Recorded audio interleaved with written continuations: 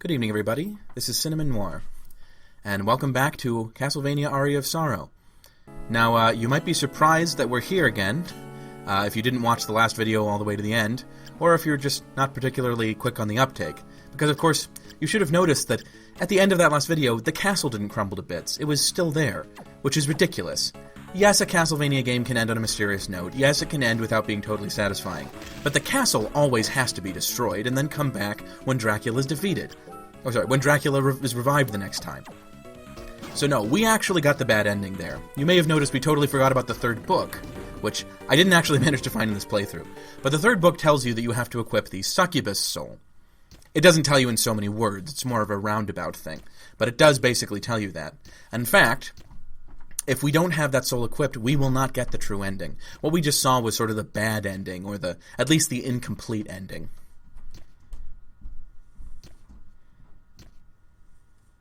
So once again, we get to fight Graham, which is pretty cool. And one interesting thing about this ending, which you get by equipping the souls of the Flame Demon, the Giant Bat, and the Succubus, is that what you are basically doing by equipping those souls is equipping yourself with the powers of Dracula. The Flame Demon soul spits out 3 flames in exactly the same way that Graham is doing here. The Giant Bat soul allows you to turn to a bat and fly around, which is one of Dracula's well-known powers. And then the Succubus soul gives you energy back every time you hit an enemy, which is what Dracula does with his Soul Steal ability. So in effect, Soma is getting the true ending by becoming Dracula, as he defeats Graham Jones, who is the fake Dracula. Which is a little bit evocative, isn't it? It tells you something. Yeah. Let's just drop the charade, actually. Before the game gives away, I'm just going to say, the real inheritor of Dracula's powers is not Graham Jones, who was born on the day Dracula died. It's Soma Cruz, who was born halfway in between when Dracula died and when the castle reappeared in the eclipse. So clearly, souls don't work the way Graham does. Ah, yes, and Graham here saying, "I'm Dracula, you're not the one." That is brave talk, or bold talk, I should say. Graham Jones probably knows by the end that he is not the true inheritor of Dracula, and he started to realize that Soma is actually the one who is destined to receive Dracula's powers, which he is about to do. As soon as we get through this very easy final boss.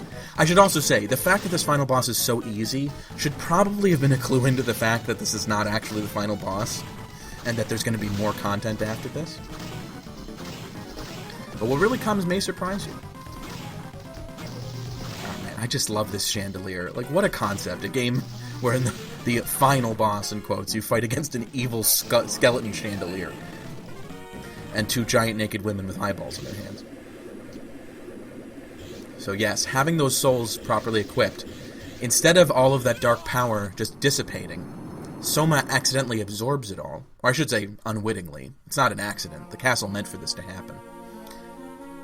And Soma realizes that yes, he is actually Dracula. He was the whole time, in a way.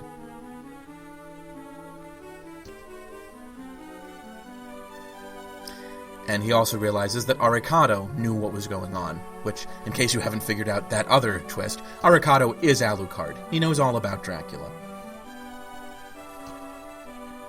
And Arikado mentions that this was going to happen eventually. In the good, or I should say, in the bad ending earlier, when Soma leaves, he feels inexorably drawn back to the castle. And it's certain that at some point he is going to come back, and at that point he will turn into Dracula. But there are good reasons why he should turn into Dracula now. In particular, because Arikado wants to find a way that he can avoid him becoming Dracula altogether.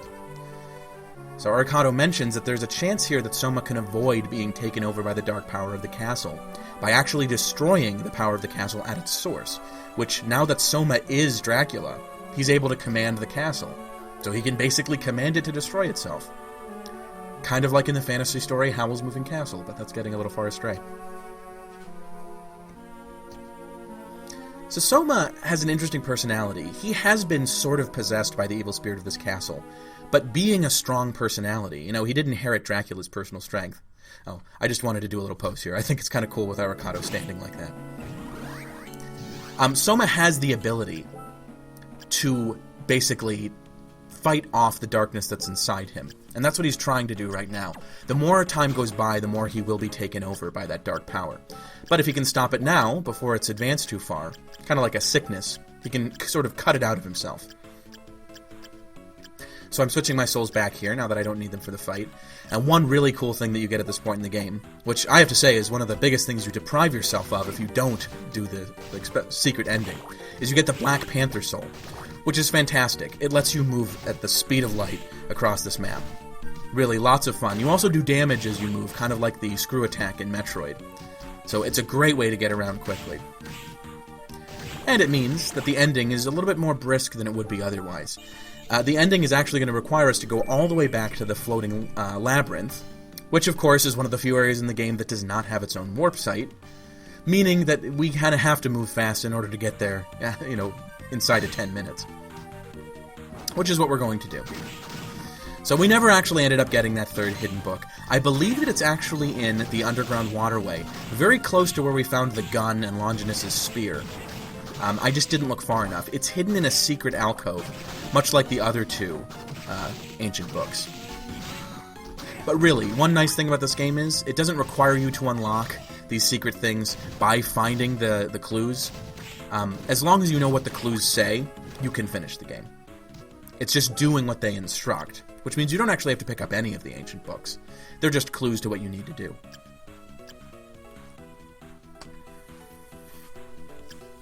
So I was debating for a minute where I should go. I was thinking, maybe I should go down to the underground waterway and then go up to the floating labyrinth. Floating garden through there. But it really is easier to just go through the clock tower, especially now that we have the Hippogriff soul, which means we can just leap up these really tall rooms. If I don't run into too many spikes on the way, holy crap. Or keep cracking my head against these gears. Another thing to bear in mind is just like how trying to dance on top of or I should say kick off of the Medusa heads will still turn you to stone.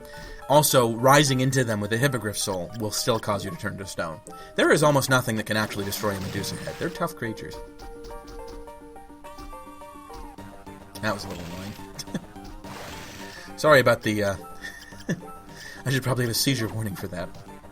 But, yeah, I was just having trouble swimming up there. I killed the disc armor one last time, just for nostalgia's sake. Heal up, and we are on our way. Nothing can stop us now. At least, theoretically.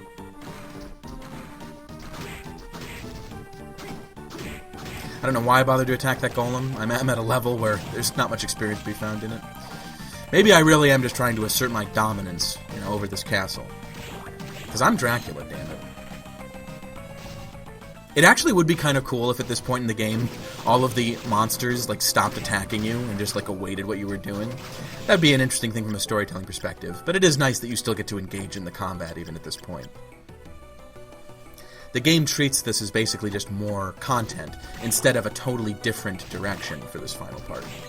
Which is, fair enough. But I do think it would be cool if they'd done it the other way as well. So there's only one thing standing in the way of us getting to the heart of the chaos, and that is this kicker skeleton, which we kill in 2 hits. So now there's nothing. Hooray.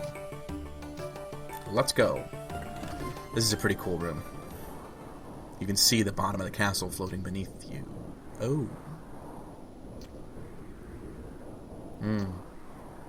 Yeah, this is awkward.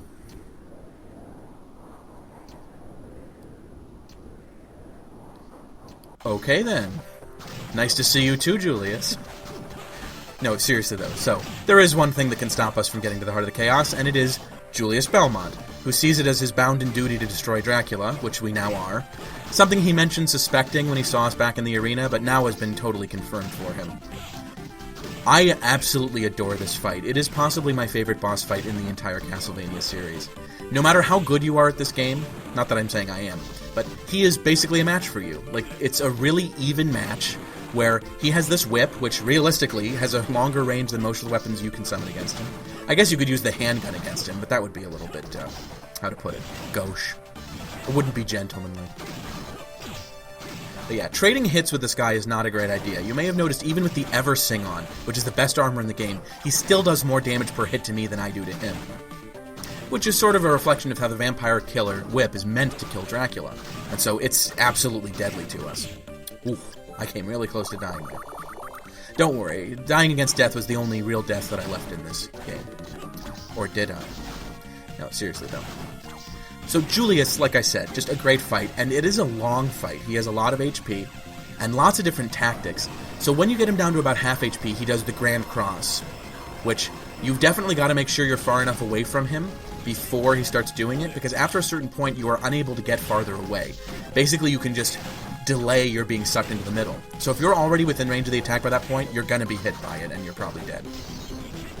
In the second stage of the attack, Julius starts using all of the traditional tools of the trade to fight Dracula. Not only his whip, but also the holy water, the cross, axes, and lots of other cool stuff. It really is cool to be on the receiving end of these tools, which had been so useful to the player throughout most of the other Castlevania games. And he's just using them against you. But Soma shuts the shit down. He's had enough. And he says something kind of funny here, which is, he knows Julius wasn't really trying to kill him.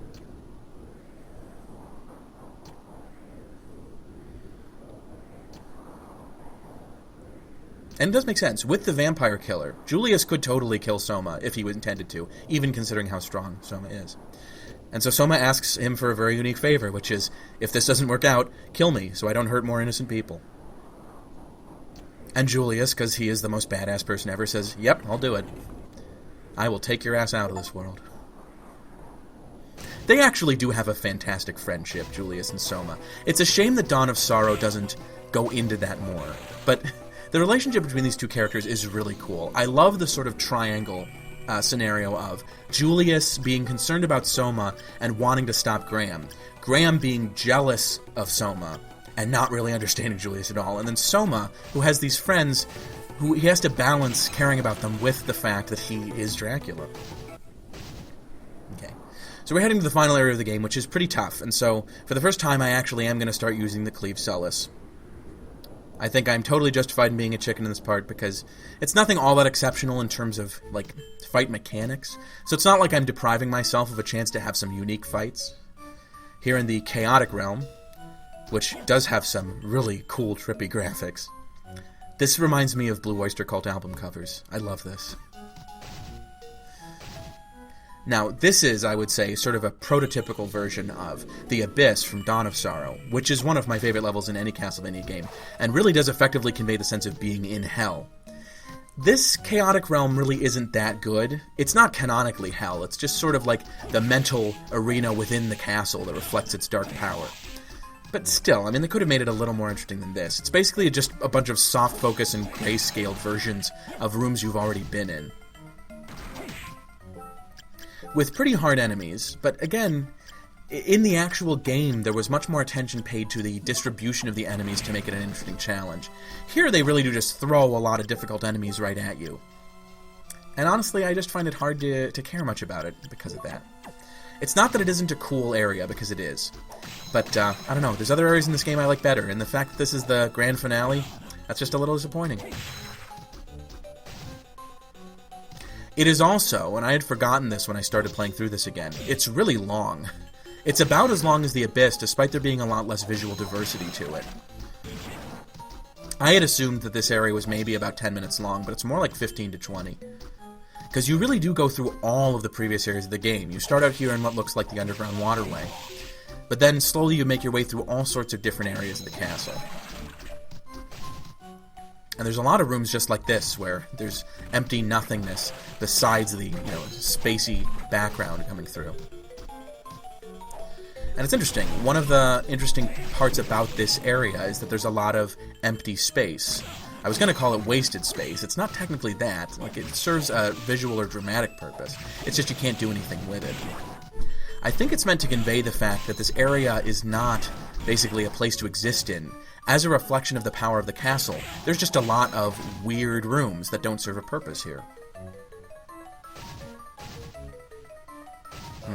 So here we are in a representation of the inner quarters, with a giant skeleton. You will probably get a few level ups here, despite how much you've gone through in the rest of the game. just because there's so many high-level enemies.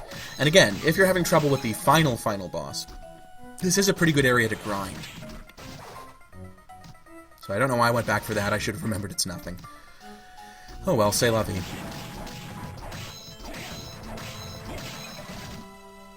You may recognize that as the Headhunter's room, which is kind of cool they included that. Still takes 2 hits to kill an Arrhenius.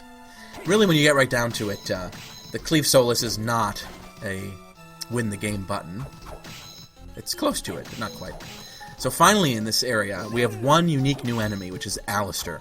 Basically the male version of the hunting girl, or Nemesis, from earlier in the game. And like I said, Alistair is literally the Greek equivalent to Nemesis, only male. So it works. It makes sense. I also love the fact how Nemesis wields a sword that's sort of like a rapier, very thin and sharp. Whereas Alistair's, it really just looks like a big old chunk of metal. It looks like it's half sword, half hammer, because it's broken off. And that kind of conveys the impression that it's more brutal and it hits for more damage, like a truck landing on you. Here we are in an area that looks a great deal like the chapel. So we're heading through that part. And the game tricks us again. We get what looks like a big bag of money. Not that money is particularly useful at this point. We're never going to see Hammer again for the rest of the game. But it is not money, it is a mimic.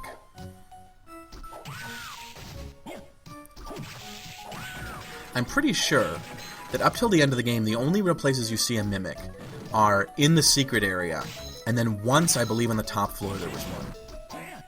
I may be confusing that with somewhere else. So we also see more Archdemons here.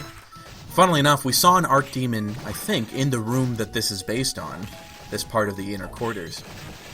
But we also see one here. And up here there is an actual bag of money. Again, useless. It's almost as much of a troll as the fake bag of money was. So here we are once again in part of the underground waterway. The way they arrange these different fake areas is kind of bizarre. Like, we started in the underground waterway, and then there were several other areas, and now we're back in the other part of the underground waterway. We appear to have reached an impasse. You live for today, dead Crusader. So back down we go. I don't know why I thought there might be something hidden beneath there. My just old Castlevania instincts kicking in. But there's really not a lot to see in the Chaotic Realm.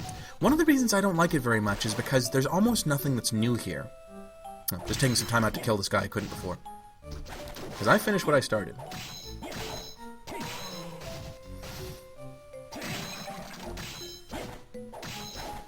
Yeah, and so it's just... I don't know, something about this area just strikes me as a little disappointing. It's not that I consider it cut content, or that they didn't spend enough time developing this. It's just that other parts of the game have been so exciting, and this one just kind of isn't.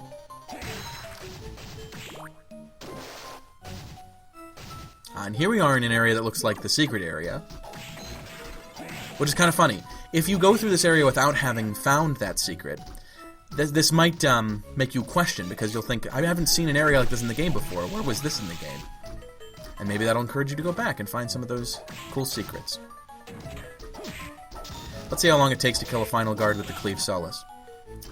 Also, if you completely suck. A little longer than I was expecting. Like I said, the Cleave Solus is pretty overpowered, but it's not so incredibly overpowered that the game just stops being, you know... It stops taking time to do things.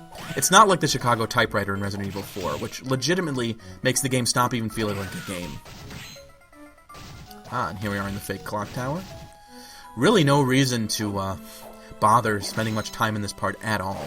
There's nothing to do here.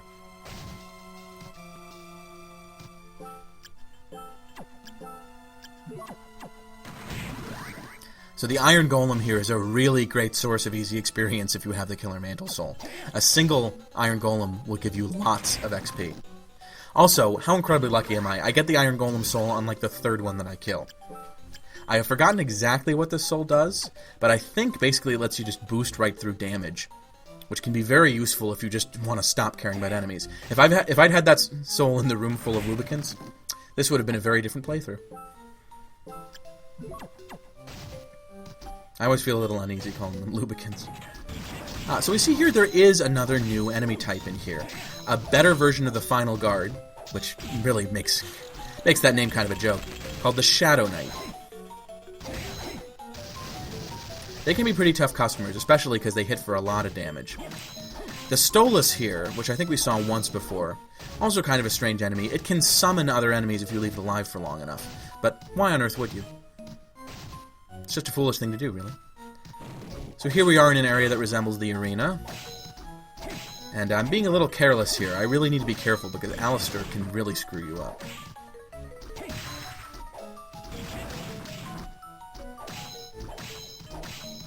There we go. And he's gone.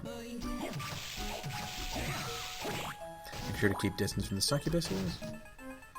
Succubi, sorry. Forgot my Latin there for a second. Amo amasame.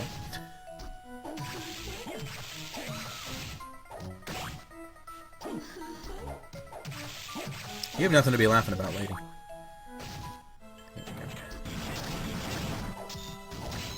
Oh, got caught by that again. And one thing that does kind of annoy me about these guys is they tend to chain their attacks. So this guy's just doing like 3 or 4 of those in a row. It kind of tricks you, because you think they'd alternate their attacks, right? So as soon as that one's done, you go in again in order to get the hits in. Take advantage of his pattern, but he doesn't have much of a predictable pattern. Again, I'm looking for more secret exits, being disappointed. This time I got the Mimic. You can't fool me this time. Because that actually does resemble the room in the secret area, where there is also a Mimic in exactly the same place. So here we go, floating up again. There's probably going to be another Alistair by the end of this game. Ah, and here we are. We have reached the end of the Chaotic Realm, and it is now final boss time. Obviously, the final boss was when we fought Graham for real in this video. I'm just checking my healing items here, and I've decided I have enough to make up for the fact that I'm terrible at this game. And that means we can continue. Instead of having an edit where I go all the way back through the Chaotic Realm and buy healing items. To be honest, I probably was not going to do that anyway. Oh, and here comes the anime. I actually really love this plot point. Everyone is rooting for Soma, and they're lending him their power, like Goku with the Spirit Bomb. And they're not even afraid of him. Mostly because I think they're all convinced they can kick his ass if they really need to. Yes, even Mina.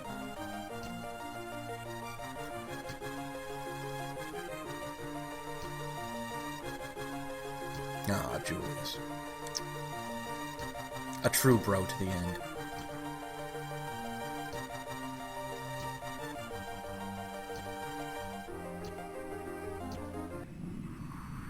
And here we go. So this is the source of Dracula's power. Yep, it's modern architecture. Sorry, modern sculpture. No, so this is kind of a curious thing. These 3 statues surrounded by this wheel have actually taken away all of Soma's souls. The fact that Soma is surrounded by those little spheres indicate that he has lost the power of his souls, which is a little more insidious than you might think. Obviously, you can't use the bullet-type souls, but in addition, you're also losing the passive benefits that you might have gotten from the yellow souls. So you have to bear that in mind. If you're used to having something like, I don't know, Minotaur on, which gives you a big boost to strength, you're going to start taking more damage and doing less for your hits because you've lost the power of that soul. You do get it back as soon as you destroy their associated statue, though, so that's something to remember. You might want to focus on the yellow one to start with so that you can get back that power. Or if you have a tactical soul that you really enjoy using, I should say a bullet-type soul, you might want to defeat the red one first to get that. Obviously, this is a 2-stage fight, because it's so dramatic. I considered using the pudding, but we need it there to wiggle and jiggle in order to give us strength. So this is chaos. This is basically the source of Dracula's power. It's that little sphere in the center. And all these things surrounding it are just sort of expressions of the power of Dracula. Rather a Kirby-like final boss, now I come to think of it. It's this sort of eldritch power that summons all these weird side enemies to protect it. So, those eyes surrounding the corner of the room, they protect the sphere in the center. And you may have noticed, having defeated one of them, or destroyed one of the eyes, we're now doing more damage to the little black sphere. You can, of course, defeat that black sphere without destroying any of the eyes, but it's not recommended because it'll take really long. And the eyes have a lot less health than the black sphere itself. You'll notice it has a few attacks. One is summoning these little electric balls, which will constantly try to get closer to you. You can destroy those. I at first assumed that you couldn't destroy them and had to just knock them away, but you can actually destroy them. Another thing that happens is that it surrounds itself with these thorns, but that's a very predictable pattern. It's a little difficult to get caught by those thorns. Never mind the fact that I've already been caught by them twice. And then the final thing that it does against you is it has this bone dragon, which is constantly swooping around. Probably the weirdest aspect of this boss fight, and the one that makes the least sense symbolically. I have no idea what metaphorically the bone dragon is supposed to represent. I'm sure Freud could come up with a few ideas.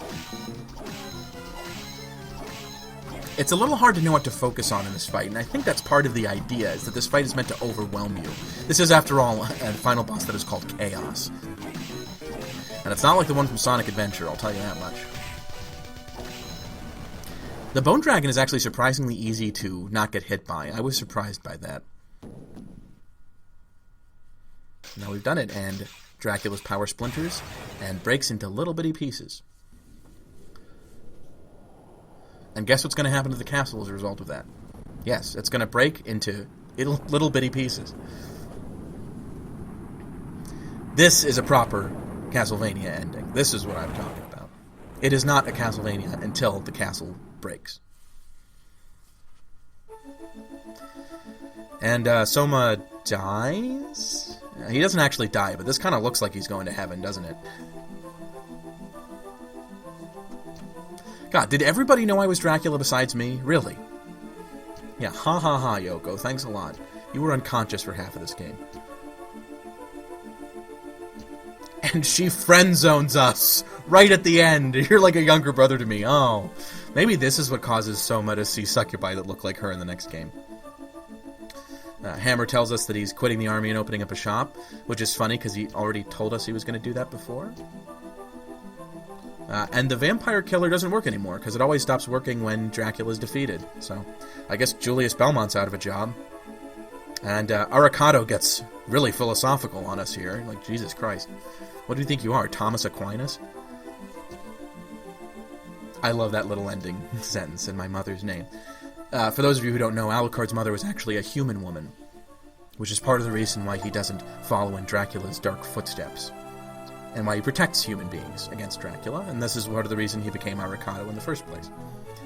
Because the Japanese are particularly susceptible to Dracula or something, I don't know. He needed to become Japanese because Koji Igarashi is Japanese. Oh, Soma, you're being so sappy.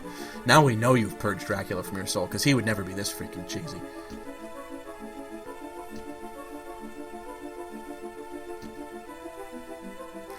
Yep, and so he says if something bad ever happens, everyone else will rush to his aid, which they do in the next game, Dawn of Sorrow. So yes, this is actually the proper credits, which looks exactly the same as the credits to the bad ending, but, you know, the context is different. We know more about Soma now. So I think this is a good time to give my final thoughts on this game. Aria of Sorrow really was something special when it came out. It's not so much that it took a total revolution in game design. You can see how Harmony of Dissonance, building on the legacy of both Circle of the Moon and Symphony of the Night, led to this game. There are some things in Aria that very much resemble Harmony of Dissonance. More so than I think people admit. People tend to think Harmony of Dissonance is just this crappy game, and Aria of Sorrow is so much better. Actually, the two games have a lot in common. But the Tactical Soul system was a real innovation that proved so cool that they had to make another game to exploit it even further.